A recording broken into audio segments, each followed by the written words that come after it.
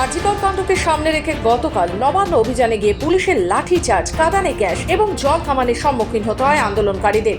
তারই প্রতিবাদে আজ 12 ঘন্টার বন্ধ ডাকে বিজেপি। রাজ্যের অন্যান্য জায়গার পাশাপাশি পূর্ব মেদিনীপুর জেলার তমলুকে বিভিন্ন জায়গায় সকাল থেকে বিজেপির কর্মী সমর্থকেরা বাংলা বন্ধের সমর্থনে মিছিল করে। পোস্ট অফিস, বিভিন্ন ব্যাংক ও তাম্রলিপ্ত পৌরসভা সহ একাধিক অফিসের সামনে পতাকা লাগায় বিজেপির কর্মী সমর্থকেরা।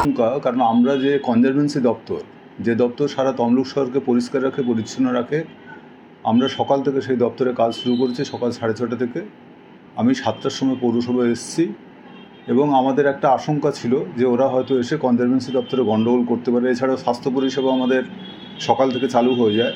এই দুটো দপ্তরে আমি ভিজিট করার পরে আমি পৌরসভায় এসে আছি, যাতে করে ওরা কোনো রকম মানুষের পরিষেবা যাতে বিঘ্নিত না করতে পারে, এইটা সেই জন্যই আমি সকাল থেকে পৌরসভায় এসে পড়ব।